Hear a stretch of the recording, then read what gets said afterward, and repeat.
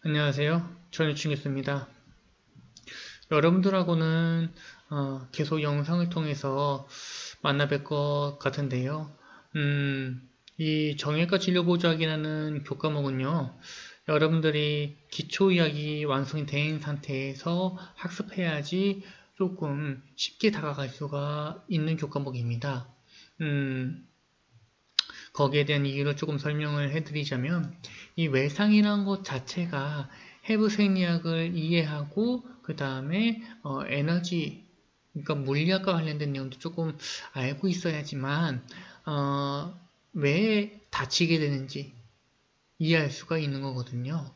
그렇기 때문에 조금 여러분들에게 1학년들인 여러분들에게는 좀 버거울 수 있을 거라 생각이 들기는 합니다.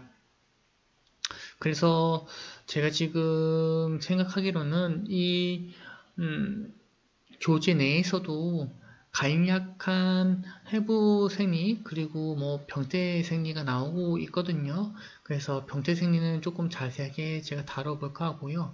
해부 생리학도 책에 있는 내용은 최대한 간략하게나마 여러분들에게 알려드리고자 합니다. 그래야지 이 기본 해부 생리, 그 병태 생리가 기본이 되어서 환자에 대한 평가나 처치를 이해하실 수가 있을 거라 판단이 되기 때문에 아마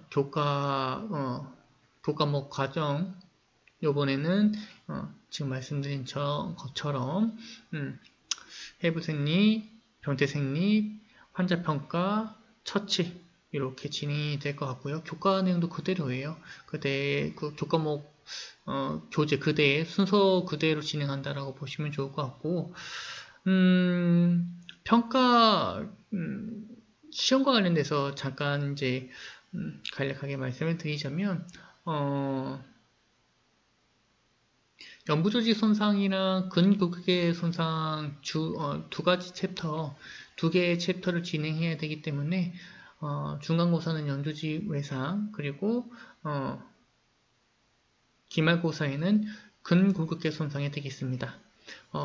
근데 두 가지 이 챕터가 조금 유사한 점이 많이 있어서 겹치는 부분도 있고 해서 여러분들이 이해하기가 좀 쉬울 겁니다. 그나마 제가 이렇게 챕터를 이렇게 조금 연관성이 있는 것끼리 붙여서 학기별로 진행하게 만들어 놨거든요. 교육과정을. 그나마 좀 여러분들에게는 쉬울 거라고 판단이 드는데 여러분들이 실질적으로 이해하기가 편했으면 좋겠습니다. 이게 말이 자꾸만 꼬이는 게 동영상 파일이 자꾸만 망가지고 그 마이크 문제 때문에 영상을 세 번째 다시 찍고 있거든요. 불행하게도. 그래서 계속 조금 기존에 준비했던 것들이 어그러지고 있는데 최대한 여러분들에게 설명을 잘 할 수 있도록 하겠습니다. 자, 본격적으로 진행하겠습니다. 챕터 4 연조직 외상입니다. 자, 연조직 외상에 대한 교과목 책을 보시게 되면요, 뭐 학습 목표가 있고, 뭐 핵심 키워드가 있고, 사례 연구가 있는데, 저는 이거 다 보지 않을 겁니다. 여러분들에게 필요한 것들만 빠르게 집어들고요. 그리고 집중적으로 교과석 내용만 다뤄보도록 하겠습니다. 맨 처음에 나오는 것이 연조직 외상의 개요라는 말이 나와 있는데 여기 해부 생략 관련되어서 조금 중요한 것들이 나와요. 피부는 신체에서 가장 크고 중요한 장기 중 하나입니다. 매우 큰 장기죠. 여러분의 전신 거의 대부분을 다 둘러싸고 있는 것이 피부니까요. 그리고 이 피부라는 것은 여러분들 체내 물질과 체액을 유지하면서 외부 병원체의 유입을 막는 방어막 역할을 하고 있습니다. 그러니까 가장 바깥쪽, 신체에서 가장 바깥쪽에 있는 것이 피부잖아요. 그래서 외부 공기 중에 떠다니거나 혹은 뭐 책상에 묻어 있거나 핸드폰에 묻어 있는 병원균, 그러니까 세균이나 바이러스 등이 피부를 통과하지 못하고 바깥쪽으로 계속 돌고 있는 거예요. 만약 피부가 없으면 이 병원체들이 인체 내부에 들어와서 감염, 병증을 일으키겠죠. 그래서 이런 방역 역할을 하고 있는 것이 피부다라고 보시면 좋을 것 같고요. 그리고 뭐 체내 물질을 유지하고 체액을 유지한다라는 말이 있는데 아시다시피 피부가 계속 말이 반복되는데 바깥쪽에 있다 보니까 안에 있는 수분을 증발하지 않도록 하는 그러한 기능을 자연스럽게 가지게 되었습니다. 그러니까 우리 몸에 있는 체액을 적절하게 유지할 수 있도록 증발돼서 날아가지 않도록 하는 역할이 피부가 가지고 있다라고 보시면 좋을 것 같고요.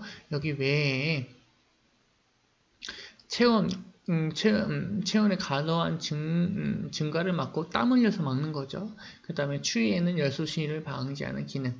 이 두 가지 모두 다 체온 조절 능력이다 라고 보시면 될 것 같고요. 여기에 이제 추가적인 재생 능력, 강력한 재생 능력이 있다라는 점.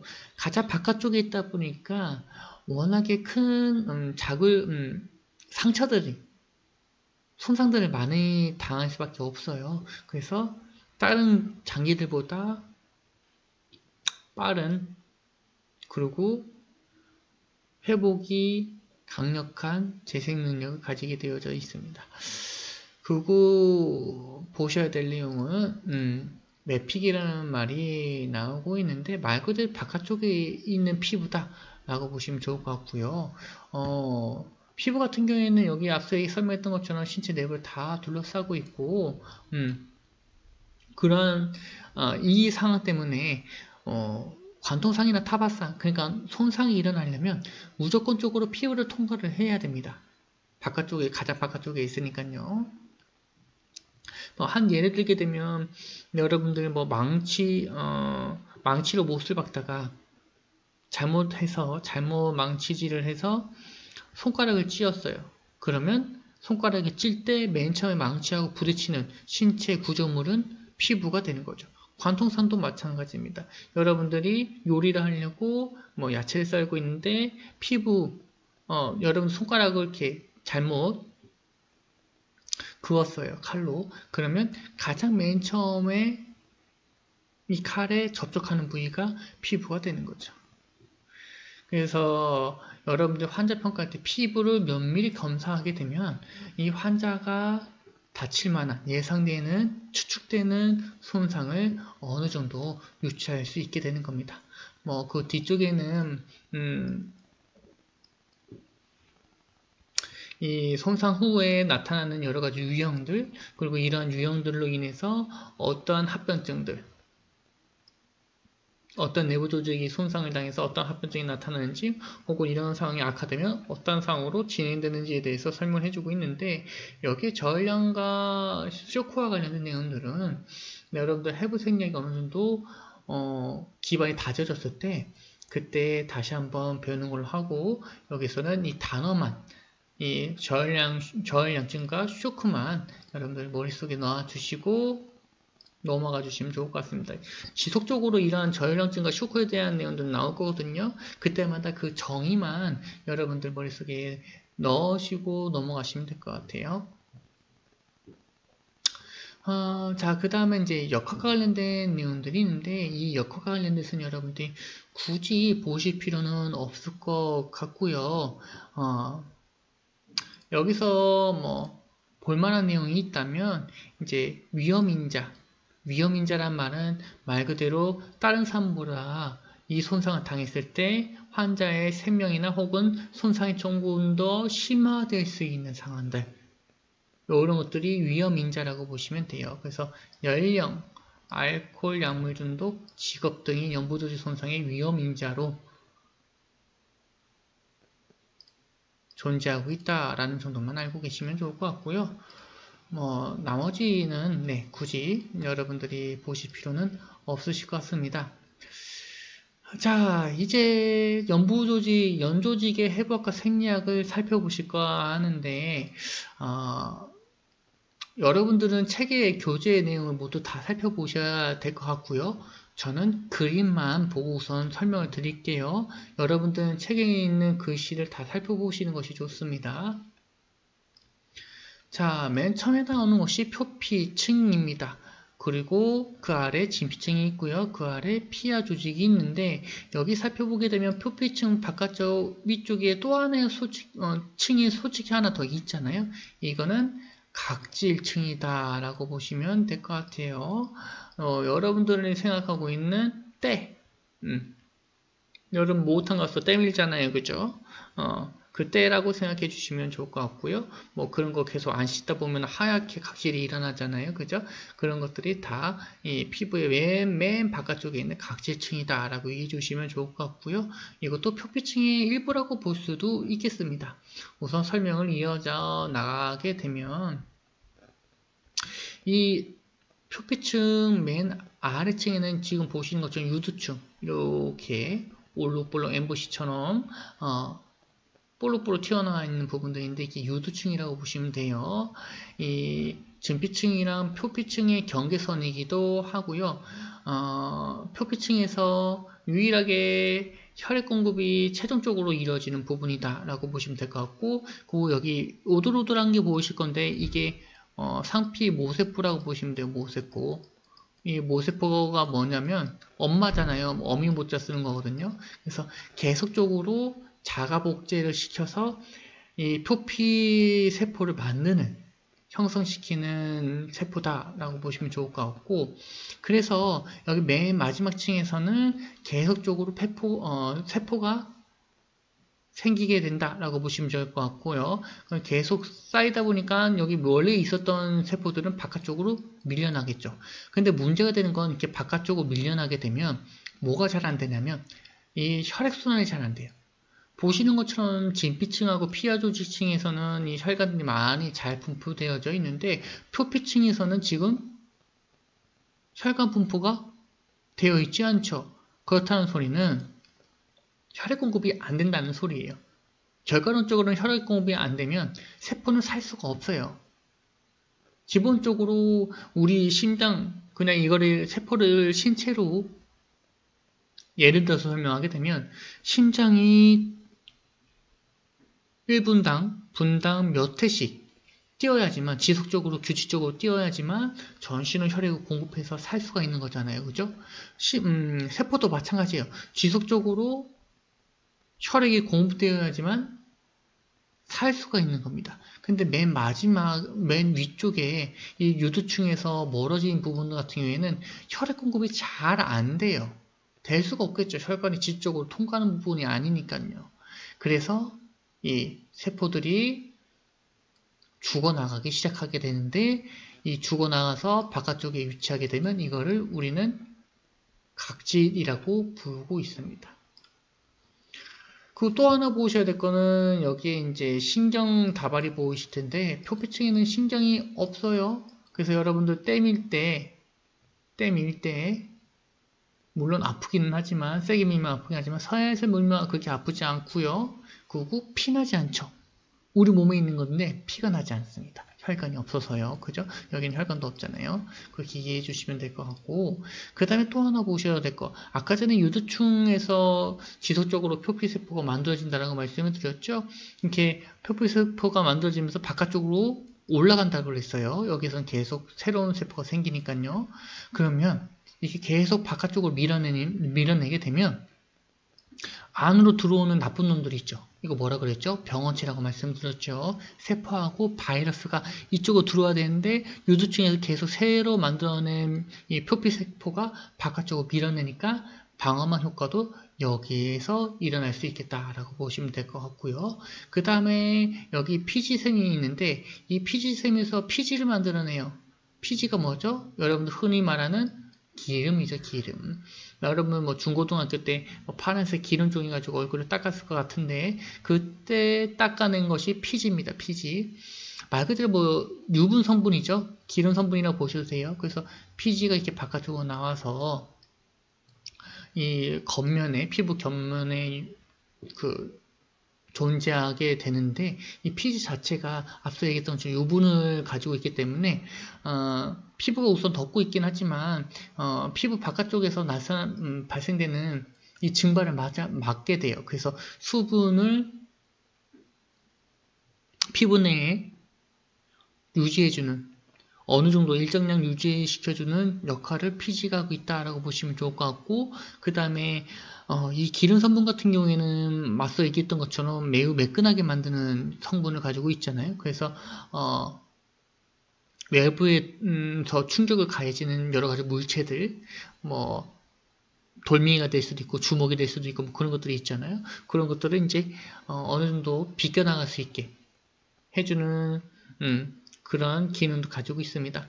뭐 남성분들 같은 경우에는 격투기 좋아하시는 분들 좀 있을 것 같은데 UFC 같은 거 보게 되면 얼굴에다가 이렇게 뭐 이렇게 기능 같은 거 바르는 거 있을 거예요, 그죠? 그것이 피지랑 동일한 기능을 하고 있다라고 보시면 좋을 것 같고요.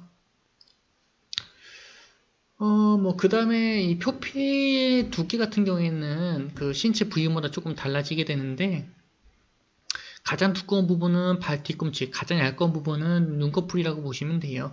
요거는 인체의 특성상 그렇다라고 보시면 좋을 것 같은데, 발 뒤꿈치는 체중을 집중적으로, 받치고 있는 부분 중에 하나예요.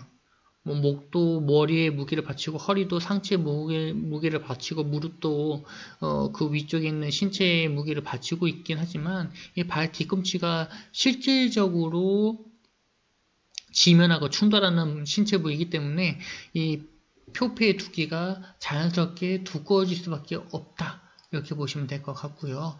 가장 얇은 부위가 눈꺼풀이라고 말씀을 드렸는데 눈꺼풀 같은 경우에는 지속적으로 눈을 감았다 떠야 되는 이런 상황이 발생할 수밖에 없어요. 근데 이게 만약에 발 뒤꿈치처럼 매우 두꺼운 층이 되어져 있으면 눈꺼풀을 올리는 것 자체가 매우 버겁고 싱거울 수밖에 없습니다. 그래서 자주 움직여야 되는 부위이기 때문에 그리고 눈꺼풀에서는 이 연부 조직 자체가 두꺼워지면 근육량도 늘어나야 되기 때문에 어쩔 수 없이 무게를 줄이기 위해서 표피가 얇아졌다. 이렇게 보시면 이렇게 이해하시면 될 것 같고요. 그 다음에 진피가 있는데요. 보시는 그림처럼 혈관들이 분포하고 있고 신경들도 분포하고 있고 그리고 뭐 앞서 얘기했던 피지샘, 피지를 내뿜는 피지샘이 있고 땀샘 같은 경우에는 뭐 아시다시피 더운 날 땀을 이제 외부로 유출시켜서 증발시키는 역할을 해주고 있죠. 증발시키면서 열을 빼앗아서 체온을 조절해주는 기능을 하고 있다라고 보시면 좋을 것 같고 그 외에 이제 털도 있는데 여러분도 추운 날 가게 되면 털이 이렇게 바짝 쓰죠. 이게 쓰는 이유는 이 털 세운군 때문에 털 세운군이 수축을 해서 그런 건데 이 털 세운군이 수축하게 되면 말 그대로 털이 눕혀져 있다가 똑바로 쓰게 됩니다. 이게 똑바로 쓰게 되면 여기 사이사이 있는 공기가 과도지게 돼요. 그럼에 따라서 체온을 어느 정도 유지시켜 줄 수 있겠다 라고 보시면 되는 거고요. 그 외에 또 볼만한 것들은 이제 감각 수용체라고 해서 이 유두층 바로 아래에 동글동글한 신경 말단 부위가 있어요. 이 신경 말단 부위는 앞서 얘기했던 것처럼 감각 수용체인데 뭐 여러분들 뜨겁다, 차갑다, 누가 누르고 있다 뭐 이런 것들을 느끼게 해주는 신경 수용체라고 보시면 될 것 같고요. 뭐 이 교재에서는 이 외에도 뭐 대시세포니, 뭐 섬유 모세포니 이런 말이 써져 있겠지만 뭐 그렇게 여러분들 보실 필요는 없을 것 같고 진피층에서는 앞서 얘기했던 것처럼 이러한 것들이 나와 있다. 이러한 여러 가지 구조물들, 신체 구조물들이 존재하고 있다 정도만 알고 계시면 될 것 같고 그 다음에 뭐 추가적으로 이제 이야기할 만한 것들은 표피층에서는 없었던 혈관들이 있죠. 그래서 진피층이 손상당하게 되면 출혈이 발생하겠구나 라고 이 정도만 이해하시면 될 것 같습니다. 그 다음에 있는 것이 피하 지방 조직인데요. 뭐 지금 말씀드린 것처럼 피하 지방이라고 하셔도 되고 조직이라고 해도 상관없습니다. 말 그대로 이 피부 밑에 있는 조직이다 라고 보시면 돼요. 진피는 말 그대로 진짜 피부인 거고 표피는 바깥쪽에 있는 피부다 이렇게 얘기하시면 될 것 같고, 피하 조직은 피부 밑에 있는 조직이다 이렇게 이해하시면 될 것 같아요. 다 한문이라서 좀 어려울 수도 있겠는데, 피하 조직 같은 경우, 피하 지방 같은 경우는 말 그대로 이 노란색의 지방층이 잔뜩 끼어져 있는 부분이에요. 보시는 것처럼 굵은 혈관들이 지나가게 되고 진피층보다는, 그리고 이 일부분의 혈관들이 지방에 덮여져 있습니다. 그래서 이 피하 조직 같은 경우에는 체온을 조절하는 기능을 가지고 있다라고 보시면 될 것 같고요. 그러니까 이 지방이 마치 이불과 같은 역할을 하는 거예요. 그래서 덮여져 있는 이 혈관 같은 경우에는 이 외부로 열을 발산하지 않기 때문에 체온 유지하는 데 매우 용이할 수밖에 없게 되겠고요. 그리고 또 하나 말씀드릴 만한 것들은, 이 피하 지방 같은 경우에는 이 지방층 자체가 생각보다 좀 두껍습니다. 그리고 생각보다 많은 쿠션 역할을 하고 있어요. 그래서 외부에 주먹을 누군가 폭행을 위해서 이렇게 팡 쳤다 그러면 표피가 눌리고 진피가 눌리고, 그 충격으로 인해서 피하 조직이 눌려야 하고 그 아래에 있는 장기들도 눌려야 되는데, 이 피하 조직에 있는 지방층이 이 에너지를 많이 흡수하게 된다 이렇게 보시면 될 것 같아요. 이 피하 지방이 이 부위에 있는 이유는요, 이 아래에 있는 것들이 뭐가 있을까요? 당연히 간이나 심장이나 뇌와 같은 중요한 장기들이겠죠. 물론 뇌는 조금 다른 구조물로 되어져 있겠지만, 다른 형태로 보호받고 있지만, 이 몸통 부위에서는 대부분 피하 조직 아래에 중요한 내부 장기가 있습니다. 그래서 이 지방층이 중간층에 딱 중간쯤에 피부 아래에 존재하고 있는 이유는 그 더 아래에 있는 내부 장기를 보호하기 위해서, 앞서 얘기했던 것처럼 이 충격을 당한 에너지를 이 지방층이 흡수하기 때문에 이 피부 밑에 존재하고 있다 이렇게 이해해 주시면 될 것 같고요. 피부 관련된 해부는 여기까지 볼 것 같고, 여러분들 시간 되실 때 이 안에 있는 글 내용도 보신 것이 좋습니다. 그 다음에 혈관 관련된 내용들이 있는데, 혈관은 혈액을 보내기 위한, 혈액이 통과하기 위한 계통이죠. 어려울 건 전혀 없고요. 이와 관련돼서는 여기 써져 있는 것처럼 출가 쇼크 부분에서 다시 한번 언급을 할 거고, 림프계에 관련된 내용들이 있는데, 이 정상이라고 하기 좀 그렇고, 일반적인 순환계에서 벗어난 예외적인 순환계라고 보시면 좋을 것 같고, 매우 천천히 흐르고 있는 이 순환계의 일부분이라고 보시면 좋을 것 같고요. 얘가 하는 일은 어찌 보면 면역계통의 부가적인 역할을 하고 있다라고 볼 수도 있습니다.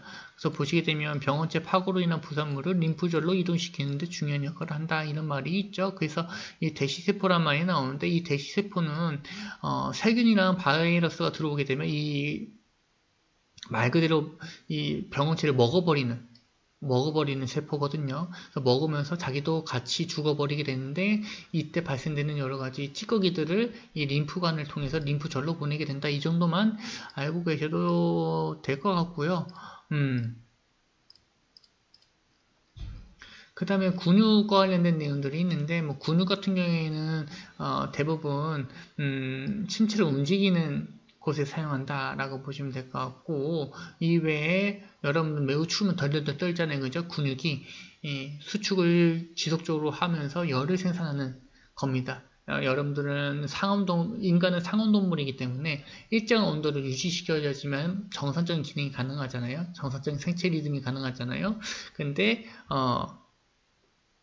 추운 곳에 노출되게 되면 자연스럽게 열을 뺏길 수밖에 없고, 열을 뺏기게 되면 내가 정상적인 기능이 불가능하니까 스스로 열을 내기 위해서 근육을 수축한다 이렇게 보시면 될 것 같습니다. 여러가지 말이 써져 있긴 한데요. 여러분들 근골격의 손상이 바로 다음 장에서 다음 장은 아니고 중간고사 끝나고 9주차부터는 근골격계를 진행할 거기 때문에 그때 다시 한 번 더 근육과 관련된 내용들 상세하게 상세까지는 아니지만 대략적으로 알 수 있도록 언급을 해 드릴 거고요. 여기 추가적으로 근막이라는 것이 있는데 근막 같은 경우도 이 챕터의 맨 뒤쪽에 구획증후군과 관련돼서 이제 언급이 될 겁니다. 이 근막이라고 하는 것은 이 근육을 구분짓는 막이거든요, 말 그대로. 그래서 매우 견고하고 질기게 되어져 있어요. 예를 들게 되면 이렇게 뼈가 이렇게 있고요. 팔이 이렇게 있으면 이렇게 나눠져 있고 나눠져 있는 사이사이마다 근육 다발이 이렇게 있는 거죠. 근육 섬유 같은 경우에는 말 그대로 그 전선처럼 되어져 있거든요. 그래서 근육을 나누는 그냥 뭐 방 같은 곳이다 이렇게 이해해 주시면 될 것 같고 뒤쪽에 있는 긴장성 같은 경우에는 두 번째 시간에 이어서 진행하도록 하겠습니다.